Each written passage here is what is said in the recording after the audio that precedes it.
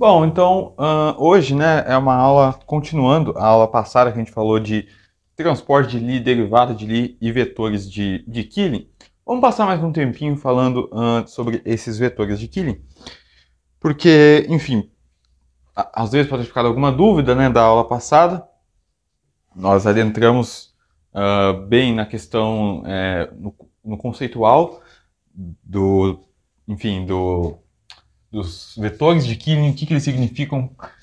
Bom, e como eu mencionei depois, né, por um áudio que eu coloquei em cima, porque eu esqueci de mencionar na hora, as simetrias no espaço-tempo, né, no caso as isometrias, elas não são imediatas, né? Ou seja, você tem que provar isso.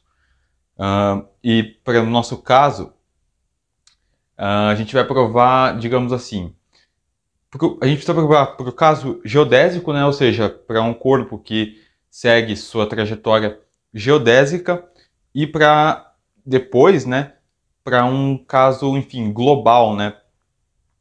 Porém, para o caso de simetrias globais, né, que valem globalmente, a gente vai ter que falar do tensor de curvatura de Riemann primeiro. Então, como a gente não viu ele ainda, vou mostrar a prova dessas simetrias, né, hoje, dos vetores de Killing.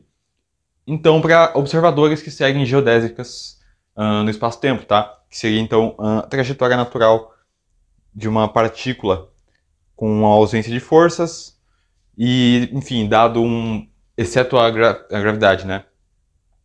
Então, bom, a gente viu também como que dá a equação da geodésica por uma partícula carregada, mas, enfim, a gente vai considerar a geodésica mesmo. Igual a zero, né, no caso, que é a equação de movimento de uma partícula livre. Bom, antes, gostaria de dar um adendo aqui no seguinte. Já a gente sabe, né, que todo sistema físico, a gente pode analisar ele a partir das simetrias que este sistema contém. Por exemplo, todo mundo já deve ter ouvido falar do teorema de Noether, né, que é um teorema famosíssimo. E faz todo sentido, né, se todo mundo já ouviu falar, se todo mundo já viu, eu acho que, enfim, porque a gente está estudando, todo mundo já deve ter visto, pelo menos por cima, porque é um teorema que diz que a cada simetria contínua na sua lagrangiana, que é o seu sistema físico, né, que está relacionado à energia, você tem, você tem quantidades conservadas. O que isso significa? A gente pega a equação de Euler-Lagrange, que é ddt de de Ronde L, derivada da lagrangiana, com relação às coordenadas generalizadas QI ponto, menos de Ronde L, de Ronde QI, isso daqui é igual a zero. Essa é a equação de movimento. É uma forma um pouco mais sistemática, né, digamos assim, da segunda lei de Newton, uma forma um pouco mais bela, que nos passa equações de movimento, sendo esse L aqui, claro, K, que é a energia cinética, menos a energia potencial. Beleza? Ou T menos V, cada um escolhe aí o nome que quiser dar. Mas enfim. E daí? Isso daqui a gente chama, a gente costuma chamar, né, de momento generalizado, ou seja, de Ronde L, de Ronde QI ponto, é o momento PI generalizado. Então, se eu substituo isso daqui vai ficar derivada total, né, de PI com relação ao tempo. Joga esse cara para o lado de lá, eu tenho que isso aqui é igual a derivada da lagrangiana com relação às coordenadas QI ponto. QI ponto não, só QI. QI. Bom, e daí, você me diz, né? E daí que olha só, se o L não depende explicitamente de QI, se ele não depende, se ele não é uma função de QI, se dentro da lagrangiana não tem o QI, não tem uma dependência explícita nesta coordenada generalizada QI, então o que acontece é que o momento generalizado é conservado. Simples, né? No caso da lagrangiana é simples. A simetria, ou seja, a cada simetria contínua na lagrangiana, qual que é a simetria aqui? Bom, nesse caso aqui, eu vou ter momento conservado, que pode ser o PI pode me dar tanto o momento angular, que a gente sabe, ou o momento angular não, momento linear, ou momento angular. O momento generalizado, a gente só dá esse nome porque a gente não sabe qual que é o sistema físico que a gente está tratando, né? Ele pode ter simetria de rotação, enfim, o momento angular dele não muda nunca, ou então o seu momento linear não muda nunca, que está associado com simetrias translacionais, né? Ou seja, se eu faço uma translação de um ponto para o outro, eu não mudo esse sistema. Enfim, várias formas. Esse cara aqui está associado a rotações. No caso da energia, né, a gente tem um caso de independência temporal na Lagrangiana. Eu não vou passar muito tempo falando da equação de Euler-Lagrange, não, porque a gente nem vai usar ela. Mas eu espero que isso aqui não seja surpresa para ninguém, tá? Enfim, vou deixar isso daqui então, só como uma analogia para o que a gente vai chegar, que é o seguinte. Bom, então já que isso daqui é um momento generalizado PI, eu sei, como eu acabei de dizer, dPi dt é igual a zero se, somente se, a Lagrangiana não depende da coordenada QI. Ok, beleza?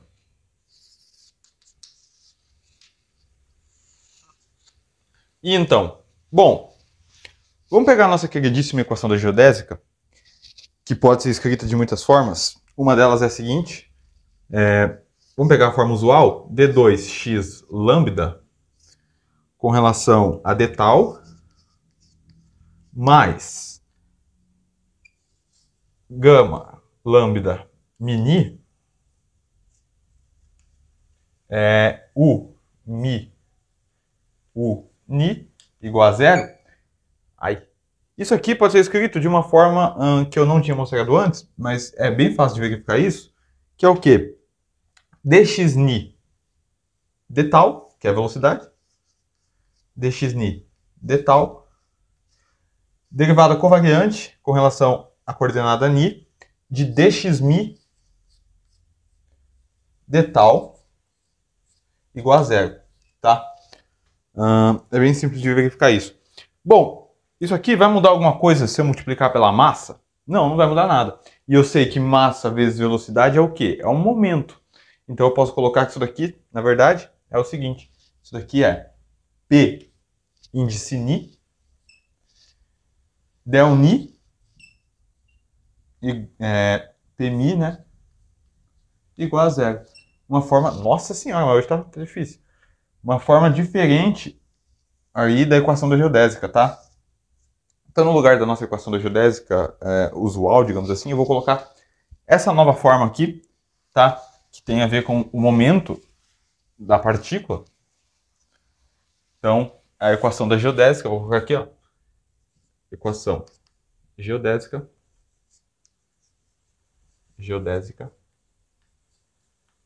É P, agora para facilitar a nossa vida, né? Pni del ni, Pmi igual a zero. Beleza? Então tá aqui a nossa equação da geodésica. Interessante. E aí, o que a gente vai fazer com isso? Bom, vamos fazer umas continhas e vendo o que a gente vai chegar. Primeiro de tudo, né? Eu vou abaixar esse índice Pmi aqui, fazendo o quê? P, ni, del, ni, Pmi, eu vou multiplicar por Gmini, porque eu sei que a métrica faz Gmini não, G, alfa, mi, justamente porque, ou mi alfa, tanto faz, esse cara é simétrico, porque a métrica abaixa esse índice aqui, né?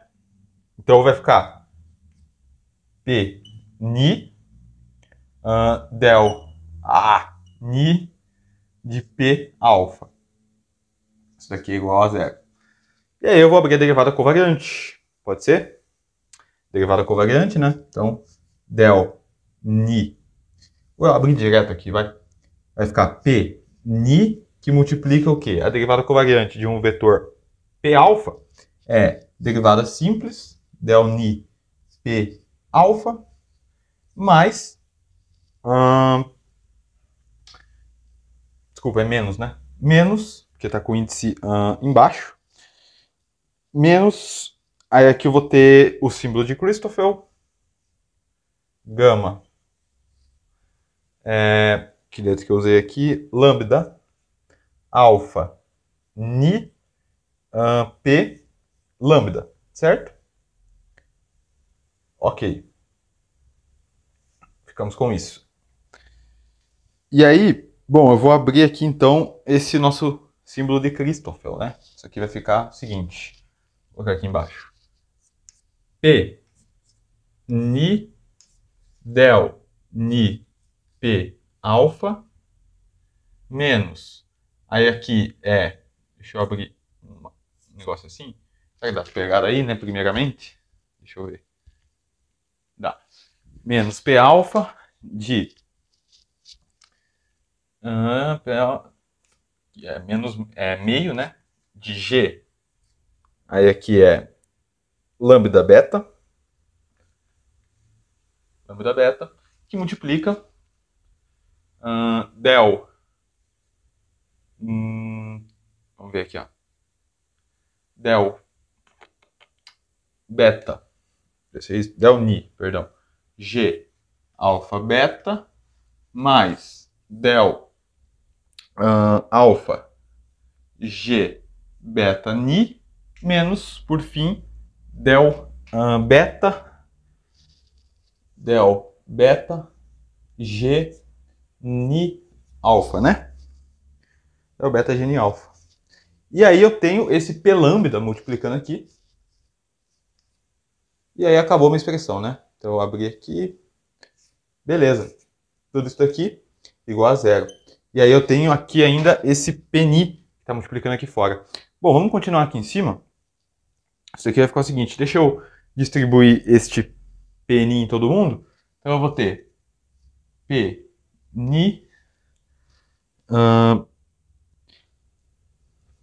Ok, Pni G.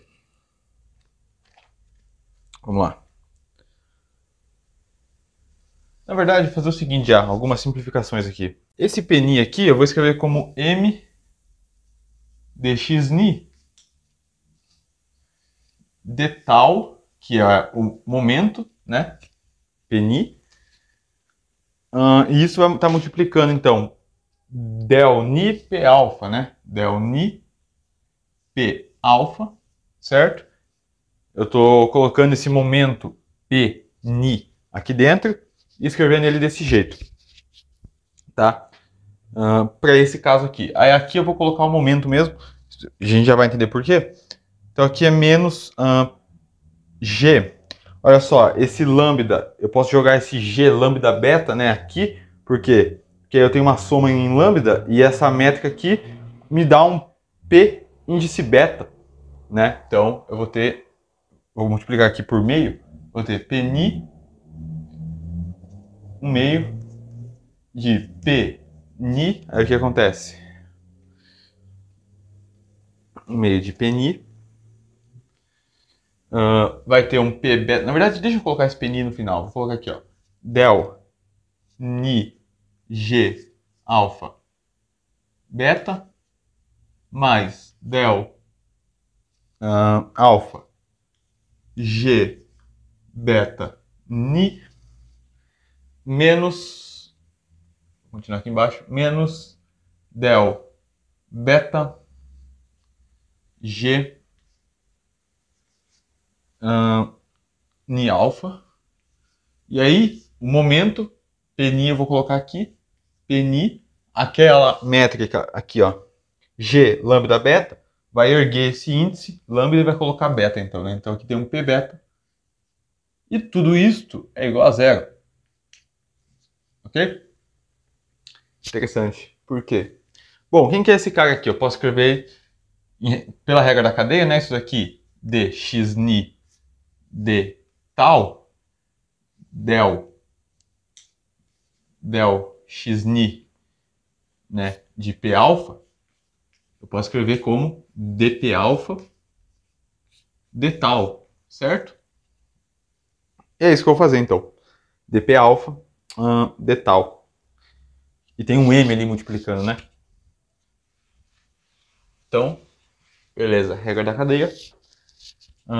M de p alfa de tal ok? P alfa embaixo, perdão. Que menos meio de... eu vou ter isso tudo aqui, né? Só que, bom, antes disso daqui, vamos lá. O que é G? Vamos colocar aqui, ó. Pega o primeiro termo e o último. O que acontece se eu fizer del ni G alfa beta? Vamos pegar o último termo, primeiro e último termo. Menos del beta G alfa G ni alfa. Isso aqui está multiplicando, né? P ni P beta. Ok. Na verdade, eu não vou colocar isso aqui igual a zero, não, porque tem que ter o termo do meio aqui. Mas enfim, o que acontece se eu permutar os índices beta e ni? E aí, o que acontece se eu permutar os índices beta e ni? Vou falar, cara, sem medo de errar.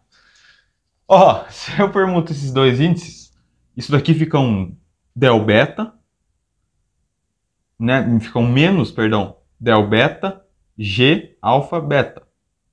Desculpa, menos del beta G alfa ni. E aqui fica um mais del ni G beta alfa. Então, vocês percebam que ele troca as componentes. Isso daqui vira menos isso. Desculpa, isso daqui vira isso daqui vira isso. De tal forma que, quando eu faço essa permutação aqui, é a mesma coisa. P ni, P beta ou P beta, P ni é a mesma coisa. Ou seja, aqui eu tenho um cara que é antissimétrico somado com um cara que é simétrico. E a gente já viu isso nas aulas iniciais de tensor, que isso sempre dá zero pra gente. Né? Então, esse cara aqui, ele é antissimétrico na troca de ni por beta. Enquanto esse cara aqui, ele é simétrico na troca de ni por beta. Tá? E sempre que eu tenho isso, sempre que eu tenho um tensor antissimétrico com um tensor, colocar S, sei lá, que é simétrico, ni beta, isso aqui me dá sempre zero, né? Isso aqui me dá sempre zero. Beleza, interessante. Então a gente só fica com a equação, com a parte do meio, no caso, né? Que é aquele del alfa G beta ni. Então, para a gente não perder esse tempo, eu já vou colocar logo ele aqui, ó. Menos, portanto, né? Menos 1/2 de del ni, desculpa, del alfa G beta ni. Isso é igual a zero. Então perceba que isso daqui, analogamente a isto, da equação de Euler-Lagrange, é dp alfa de tal é igual a zero se e somente se d alfa G beta ni for igual a zero. Tá bom? Aí você fala, bom, e como que a gente garante que esse cara vai ser sempre zero? Aí que tá, a gente não garante, né? Ou seja, P alfa só é zero se a derivada da métrica com relação à coordenada x alfa for zero, né? Lembrando que isso daqui é derivada de G beta ni com relação a dx alfa, tá? E isso tem que ser zero. Se não for zero, se isso aqui depender explicitamente da coordenada x alfa, então isso daqui já não vale mais. Bom, então depende da coordenada que eu estou usando. Por que depende do tipo de coordenada que eu estou usando? Porque se eu pego no R3, espaço plano, espaço de Euclides, é 3.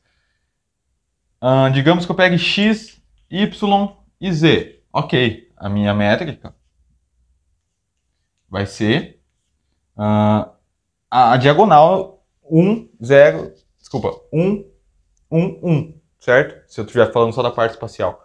Vai ser 1, 1 e 1. Mas ou menos 1, menos 1, menos 1, né? Para quem quiser. Aqui, como no caso a gente está falando só de espaço, não faz sentido falar menos. Então, sempre que a gente vai falando só de espaço, eu vou falar mais. Mas ainda, se eu estou no R3 e eu faço R, θ e φ, as coordenadas, pela transformação de coordenadas, né, isso daqui vai ser 1, R2, R2 sendo 2 de θ, né? Então isso já não dá mais zero, só a componente fique zero. No R3, a métrica, se eu estou usando coordenadas esféricas, a métrica ela toma essa forma aqui, onde que eu vou apagar. Pode ser aqui em cima, já que eu acho que eu não vou mais usar aqui.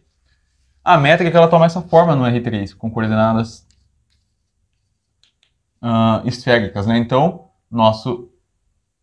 a gente está usando R, θ e φ, a métrica é 1, 0, 0, 0, R2, 0, 0, 0, R2, seno quadrado de θ. Né? E aqui tem 0, perdão, não tem mais zeros. Tá? Ela continua sendo diagonal, né? Mas ela muda a sua forma. Por quê? Porque a gente mudou o sistema de coordenadas. Então, se eu derivo com relação a R, veja que não vai me dar zero. Se eu derivo com relação a θ, veja que não vai me dar zero. Só a componente de P, φ, só a componente φ do momento, seria o momento generalizado, né?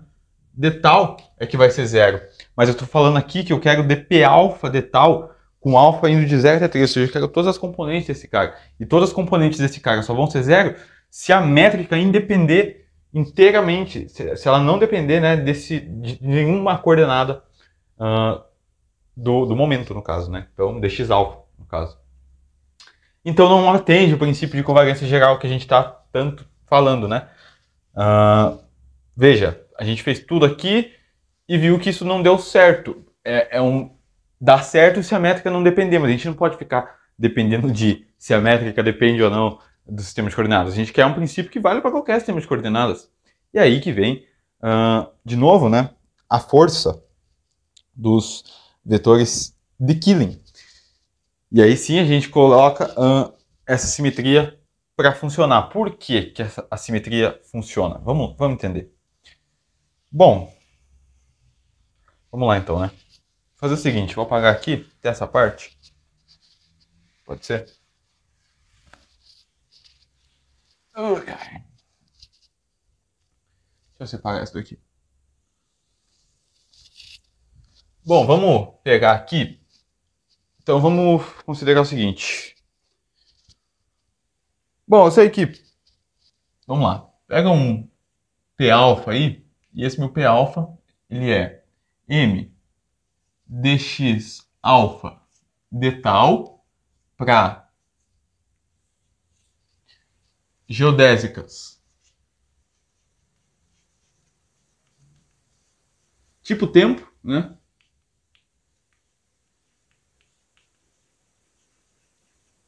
Tipo tempo e dx alfa de lambda para geodésicas tipo luz. Ou geodésicas nulas, né? Por que de lambda? Porque não faz sentido falar de... Não faz sentido tomar o parâmetro temporal para uma coisa que está na velocidade da luz, né? Para um fóton, por exemplo. Que segue geodésicas tipo luz. Então, coisas que seguem geodésicas tipo luz, a gente toma um parâmetro qualquer, afim, pode ser lambda. Enquanto para, enfim, partículas massivas, né, que vão seguir geodésicas tipo tempo, a gente usa o m de alfa com relação a d tal, ok? Por que eu estou dizendo isso? Porque a obtenção, né, dessas quantidades conservadas para observadores que seguem geodésicas, ela é imediata se a gente contrai o momento P alfa com um vetor de Killing, por exemplo, xi alfa. Por que ela é imediata? Bom, vamos lá. Imagina que eu pego aqui, então, imagina que minha métrica, portanto, eu estou impondo isso, tá? Ela é invariante ao longo de uma curva parametrizada, no caso, pelo tempo próprio ou por lambda. Enfim, vou considerar o tempo próprio. Eu tenho um vetor kmi tal que esse vetor Kami, quando eu contraio com Pmi, vai me dar o meu dp alfa de tal. Pode ser? Isso daqui vai ser zero. Ou seja, estou impondo que essas componentes aqui elas se conservam. Bom, se eu abrir isso daqui, se eu tomar d tal de K, Mi, P, Mi, o que eu vou ter? Eu vou ter que abrir isso aqui em regra da cadeia, né? Então isso daqui é dxni, ou melhor, d tal, né? D dxni, que eu vou abreviar aqui com delni, de Kmi, Pmi. Isso daqui é um escalar, né? Porque eu tenho esses dois caras contraídos. Porém, contudo, eu vou abrir isso aqui em regra da cadeia, e para isso eu tenho que fazer essa derivada virar derivada covariante. Então eu escrevo como dxni de tal. E aí, né, bom, para eu abrir isso daqui em regra da cadeia, eu simplesmente tomo a derivada covariante. Delni, Kmi, Pmi. Bom, se eu multiplicar esse cara aqui por m, não vou estar mudando nada. Então isso daqui vai ser, na verdade, um Pni, que ele virou o momento, delni, Kmi,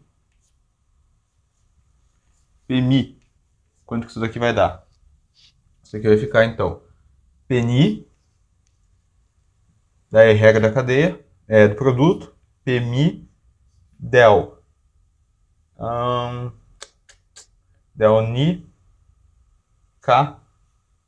Kmi. Beleza? A gente tem isso. Então, deixei o primeiro constante, derivei o primeiro, estou derivando o primeiro, deixando o momento P constante aqui fora, mais o primeiro, que seria Kmi, Pni, delni, Pmi. Isso tudo é igual a zero, né? Bom, faz sentido esse cara ser zero? Faz. Quem que é esse cara aqui, ó? Pni, delni, Pmi. A gente viu no começo. Isso daqui é a equação da geodésica, né? Pni, delni, Pmi. Então esse cara aqui é zero. Não só por isso, como por esse cara também. Porque isso aqui, troque Mi por Ni, é antissimétrico, né? Então isso daqui é um. E é claro, né? Momento sempre simétrico. Eu sempre posso comutar aqui. Então isso daqui é um P Ni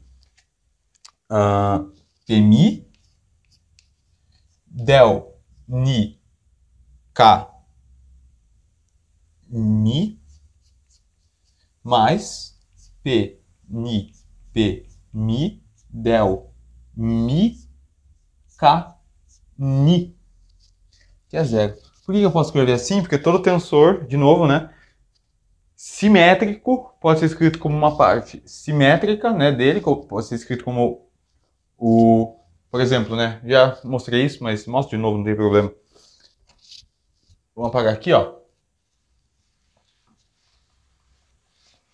Se eu tenho T e J, por exemplo, uma matriz, um tensor, desculpa, que pode ser escrito em forma de uma matriz, o que é eu fazer TJI? Bom, TJI seria fazer linha virar coluna, né? E, bom, como que eu posso escrever isso? Será que eu posso fazer isso mesmo? Será que isso aqui não troca o sinal? Bom, se for simétrico, eu posso escrever assim, ó. Se isso aqui acontece, eu posso escrever isso como metade de TIJ mais TJI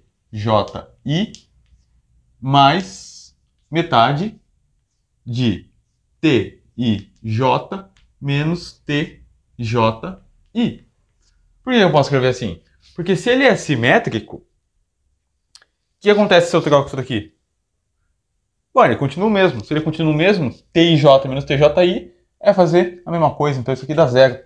E aí eu fico com TIJ mais TJI, que é somado às coisas iguais. Então eu fico 2 vezes meio, vezes o tensor. Ah, então de fato isso aqui acontece. TIJ é igual a TJI, portanto eu sempre posso escrever ele como uma parte que é o seu simétrico mais o seu antissimétrico, tá bom? E é isso que eu fiz ali, não foi nada além disso. E bom, e aí?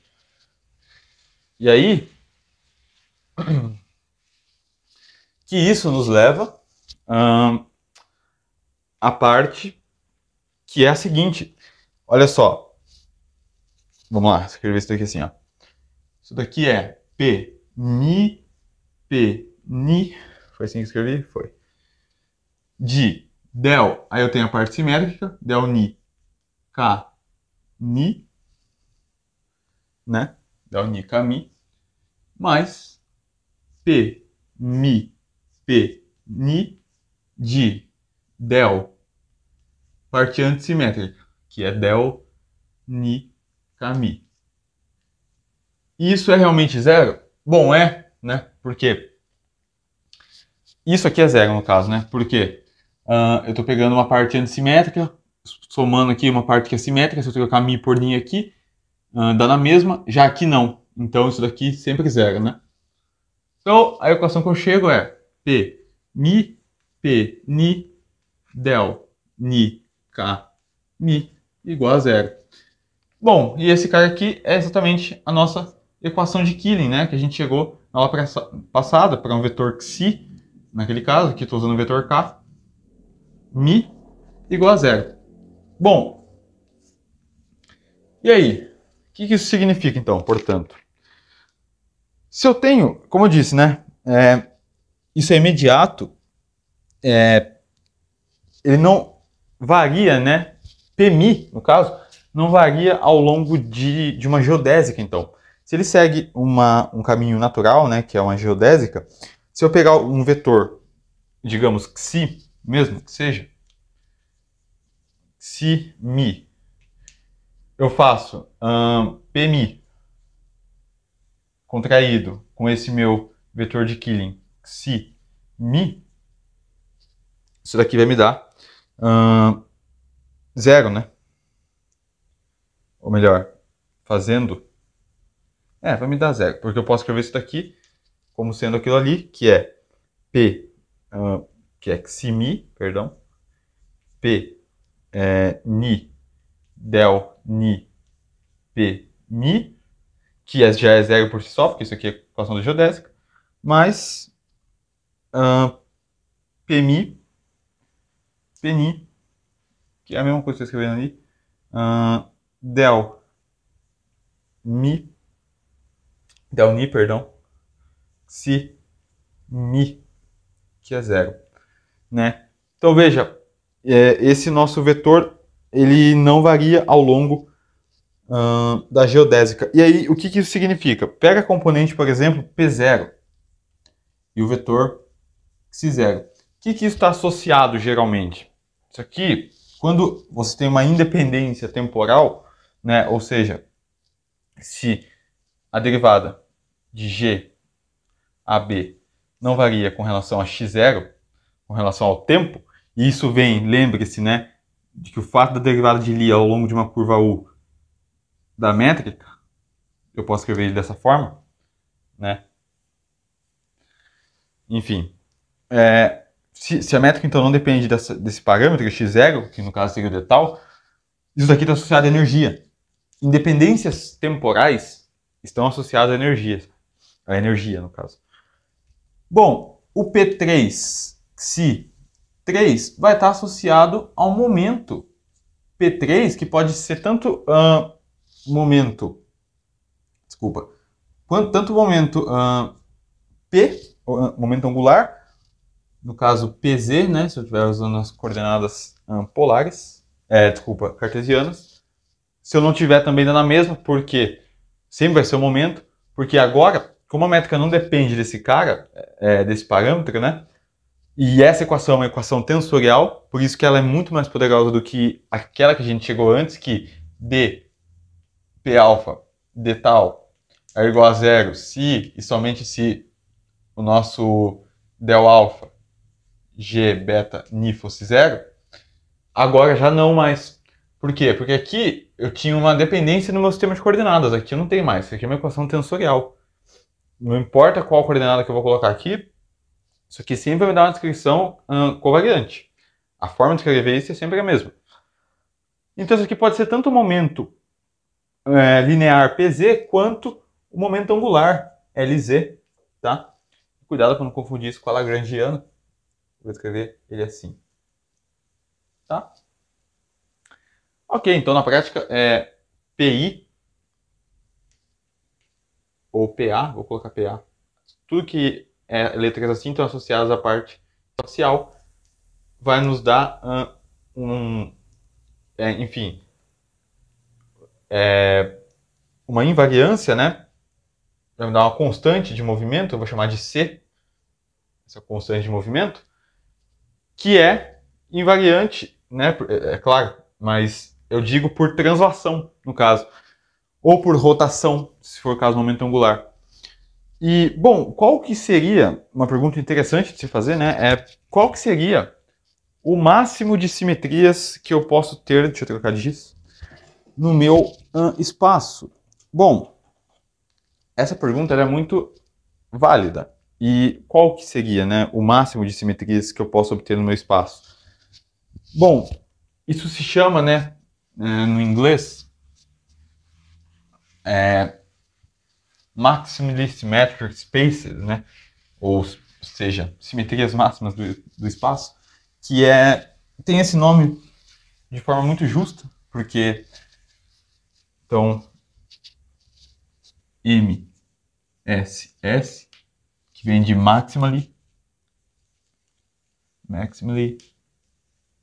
oh meu Deus, symmetric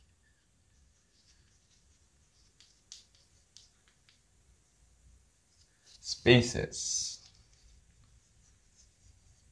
Bom, vamos considerar um espaço n-dimensional, tá?